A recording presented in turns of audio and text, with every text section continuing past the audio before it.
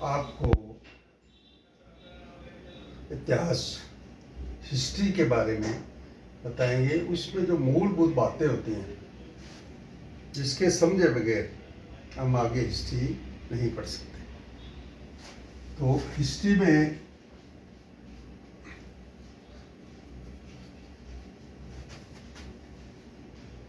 इतिहास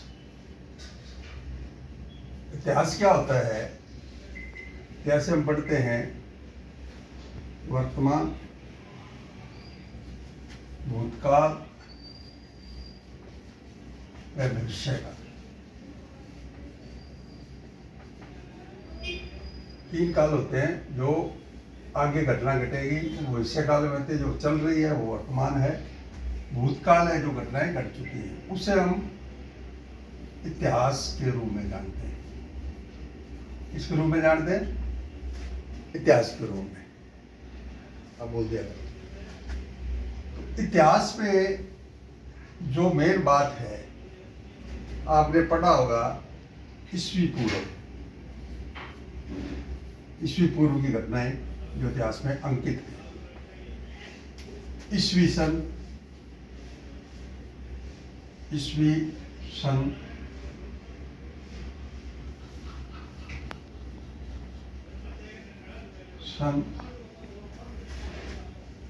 ये बातें हमें पहले समझ लेनी चाहिए। ईस्वी पूर्व आपने लिखा देखा, जैसे अशोक को पढ़े हमने, सम्राट अशोक को।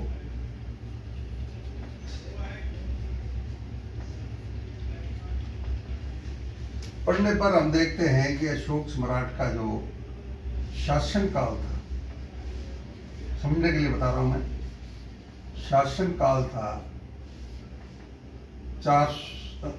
304 ईस्वी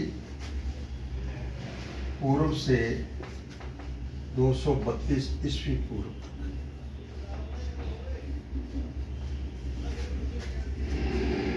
अब आप ये बताएं ईस्वी पूर्व का क्या अर्थ है? माता जी बता सकते हो? नहीं सर, अभी आप ही बता दीजिए एक बार। हम ये बताते हैं। ईस्वी पूर्व का मतलब है, बता दो इसको।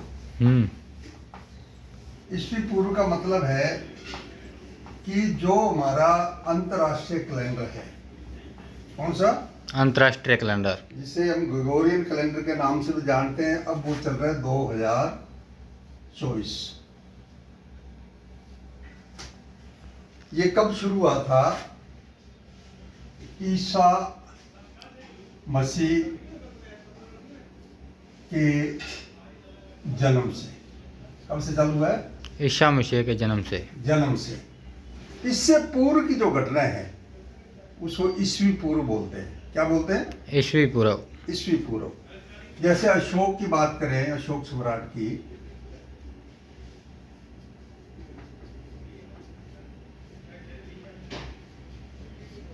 (304) ईस्वी पूर्व वो उसका राज्य अभिषेक हुआ। तो 304 ईस्वी पूर्व का मतलब 2024 प्लस 304 कितने वर्ष पहले था? 8, 2, 3 2328 साल पहले। समझे भाई? हाँ जी। ईस्वी पूर्व का तात्पर्य है कि ईसा मसीह के जन्म से जो हमारा ग्रेगोरियन कैलेंडर है, अंतरराष्ट्रीय कैलेंडर है, उससे पूर्व जो घटनाएं घटित हुई हैं उसको हम ईस्वी पूर्व के नाम से जानते हैं। और इतिहास में ये कहीं भी आप पढ़ते हो, आपके सामने बहुत सारी जगह में लिखा मिलेगा ईस्वी पूर्व, ECE और पूर्व लिखा हुआ है ना। बिफोर क्राइस्ट इंग्लिश में बोलते हैं उसे, बिफोर क्राइस्ट। बिफोर BC लिखा होता है, BC बिफोर क्राइस्ट। क्राइस्ट में ईसा मसीह के पहले। ये बात समझ में आ गई आपके? जी सर। अब इसके आगे हम चलेंगे कि हमारे इतिहास में कई कैलेंडर हैं, उन कैलेंडरों को जानना भी अति आवश्यक है। जैसे विक्रमी संमत की बात आती है, ये राष्ट्रीय है राजस्थान का, हिंदुस्तान का ये राष्ट्रीय संमत है, विक्रमी संमत। जो विक्रमी संमत है ये ईस्वी पूर्व से 57 वर्ष पहले लागू हुआ, वर्ष पहले लागू हुआ। लागू हुआ। ठीक है। और जो आज हमारे राजस्व रिकॉर्ड में, राजस्व रिकॉर्ड समझते हो, जो हमारी जमीनों संबंधी है, हाँ जी। विकास रिकॉर्ड में दर्ज किया जाता है, वो विक्रमी संमत के रूप में दर्ज रहता है। ठीक है जी।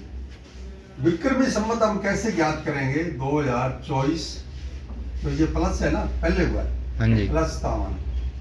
तो आज हमारा विक्रमी संमत है 2081। ठीक है जी। ये कब लागू होता है? चैत्र माह, हिंदी में इसको चैत्र माह कहते हैं। जो हमारे नवरात्रि शुरू होते हैं ना हिंदू धर्म में, जी।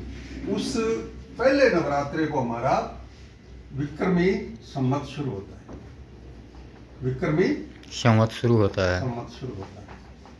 और इस दिन हमारे जो हिंदू धर्म को मानने वाले हैं, सनातन धर्म को मानने वाले हैं, वो नवरात्रा स्थापना, ये नवरात्रा मानते हैं और इस दिन नवरात्रे शुरू होते हैं और हमारा नव वर्ष भी शुरू होता है, हिंदू नववर्ष शुरू होता है। नव वर्ष शुरू होता है। अंडरस्टैंड? जी। कोई डाउट? No doubt. कोई बात पूछना तो पूछ सकते हो। नहीं सर। संतुष्ट हो? जी। ओके।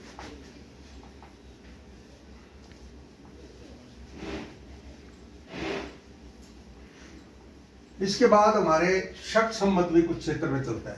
शक संमत क्या बोलते हैं उसको? सक्षम। शक संमत, ये भी हिंदू कैलेंडर है। ठीक है। ठीक है। ये हमारे शासक हुए हैं, उन्होंने चालू किया था। ये हमारे विक्रमी संमत, विक्रमी संमत नहीं, ये हमारे ईस्वी जो सन है वर्तमान में चल रहा है, ईस्वी सन से 70 ईयर 78 वर्ष बाद लागू किया गया। 78 वर्ष बाद लागू किया गया। बाद लागू किया गया। इसको ज्ञात करने के लिए हम 2024 जैसे चल रहा है, -78 करेंगे तो शक संमत ज्ञात करेंगे। ठीक है। 14 में से 8 गए 6, 11 में 7 गए 4 और 9, 1946। 1946। हाँ, बात समझ आ गई? जी। इसमें कोई डाउट हो तो बताना। नहीं सर। नहीं। एक हमारे हिजरी सम्मत, जो इस्लाम वाले मानते हैं उसको हिजरी सम्मत बोलते हैं। क्या बोलते हैं? हिजरी संमत। हिजरी सम्मत, हिजरी सम्मत। इसको कौन मानता है? इस्लाम वाले। इस्लाम धर्म वाले। इस्लाम के जितने कंट्री हैं सब इसको मानते, उनका ये कैलेंडर है। जो सन चलता है वो तो अंतर्राष्ट्रीय कैलेंडर है। इस्लाम वाले हिजरी संमत मानते हिजरी हैं। सम्मत को मानते हैं। हिजरी सम्मत ईस्वी सन 622 को लागू हुआ। कब हुआ? 622 को लागू हुआ था। ईस्वी को, 622 ईस्वी। ईस्वी को। ये क्यों? जब मोहम्मद साहब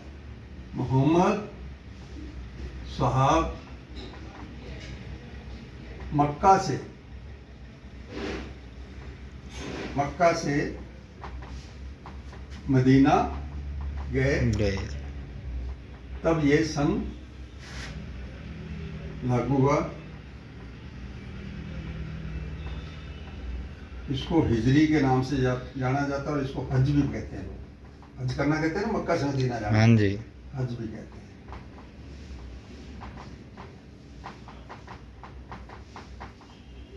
ठीक है। ठीक है सर। और जो हमारा विक्रमी सम्मत है उससे वापस आ रहा हूं मैं। विक्रमी सम्मत जो है हमारे जो चंद्रमा की गति उसके हिसाब से चलते हैं। पहला होता है इनका एक पक्ष होता है शुक्ल पक्ष। कौन सा होता है? शुक्ल पक्ष। शुक्ल पक्ष।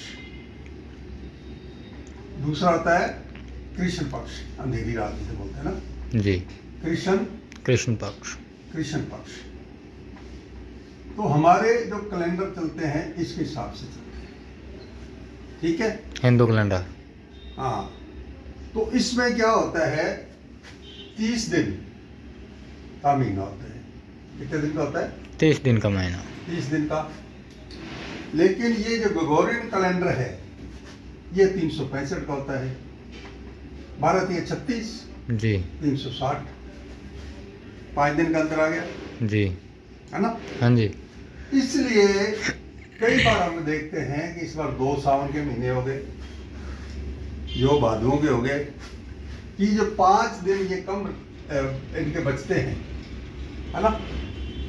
तो ये इनको एडजस्ट करने के लिए है ना, तो ये 1 महीना बढ़ा के अगले वर्ष में इसको एडजस्ट किया जाता है। सुना है ना आपने? इस बार जी, 2 जी। सावन है, जी सर। 3 सावन 2 सावन है, कभी 1 हाट बढ़ा दिया, कभी ये करते हैं, आप सुनते आ रहे हो। जी जी। उसका कारण यही रहा कि इनके जो दिन है ना, तो इन्होंने 360, क्योंकि ये चंद्रमा की जो गति है वो 30 दिन की है एक पक्ष, और इस एक पक्ष इसको इसके बराबर लाने के लिए ईस्वी कैलेंडर के, अंतर्राष्ट्रीय कैलेंडर के बराबर लाने के लिए, तो जो हमारे ज्योतिषी हैं वो उसको कहीं ना कहीं एडजस्ट करके 1 महीना बढ़ा देते हैं ताकि हमारे ये जो गिनती है बराबर आ जाए। समझ में आ गई? कुछ पूछना चाहो? नहीं। पूछ सकते हो। अब मैं आता हूं वापस उसी ईस्वी सन पे। ईस्वी सन जो अंतर्राष्ट्रीय कैलेंडर है हमारा, अंतर्राष्ट्रीय कैलेंडर है, इसके 12 माह मानते इस बात को? जी सर। जनवरी, फरवरी, मार्च, अप्रैल, मई, जून, जुलाई, अगस्त, नवंबर, अगस्त, सितंबर, अक्टूबर, नवंबर, दिसंबर। ठीक है। अब इसमें सबके दिन एक से नहीं है, कोई 30 का है, कोई 31 का है, 28 का भी आता है, 29 का भी आता है, फरवरी आता है ना। जी जी। जनवरी कितने का होता है? 31 का। फरवरी 28 8 या 29। 29 मार्च 30 31 होता है। 31 होता है सर। 31। अप्रैल 30। 30 मई 31 31 होगा सर। हाँ 31। जून 30, जुलाई 31, अगस्त 31, सितंबर 30, अक्टूबर 31, 30 और 31। महीने तो इसमें 12 हैं, लेकिन इन्होंने 65 दिन को मेंटेन करने के लिए कोई 31 का किया, कोई 30 का किया, कोई 28 का किया। 28 का। इसमें एक लीप वर्ष होता है, अधिवर्ष बोलते हैं उसे। क्या होता है? लीप वर्ष। लीप वर्ष को समझते हो क्या होता है? ध्यान है कि आपको लीप वर्ष क्या होता है? नहीं सर।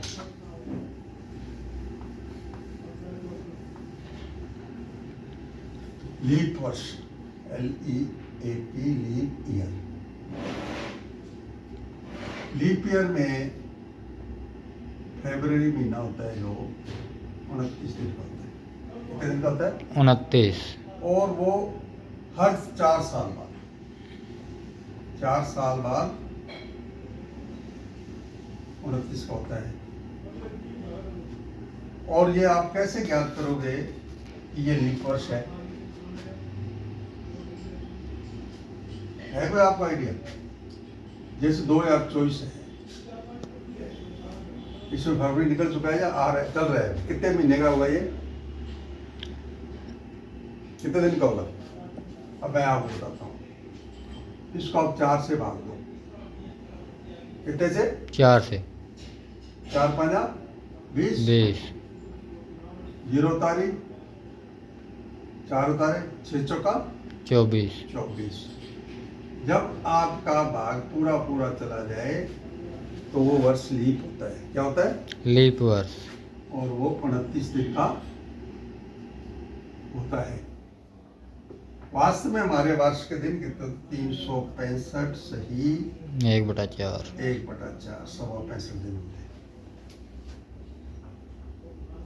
ठीक है, ये बातें समझ में आ गई आपके? जी। अब अपने आज से क्लास को बंद करेंगे और 2 क्वेश्चन मैं देता हूँ आपको कि उसके आपको आंसर देना है।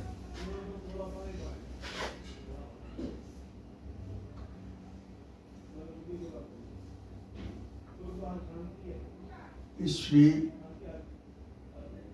सन,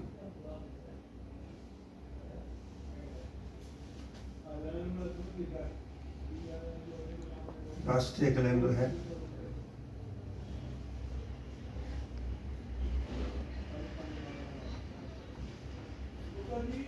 नंबर 2 अंतरराष्ट्रीय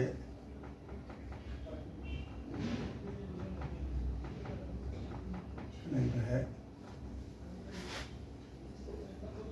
हिंदू धर्म का कैलेंडर है, नंबर 4 इस्लाम धर्म का कैलेंडर है।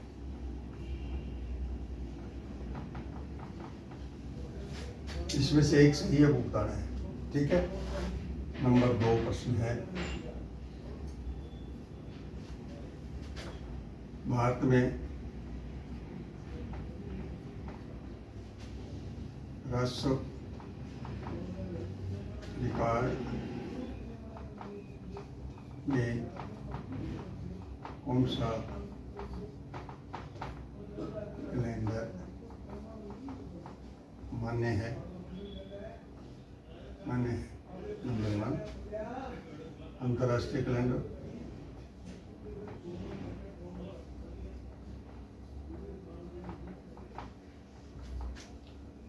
शक सम्मत,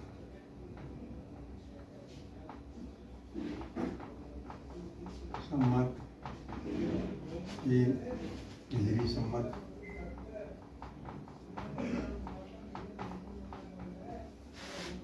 नंबर 4 विक्रमी सम्मत।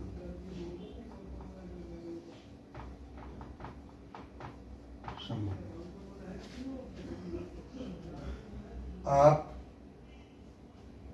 इनमें से एक उत्तर सही है वो बताएंगे, और जो यूट्यूब चैनल मेरा देख रहे हैं वो भी इसको बताएं।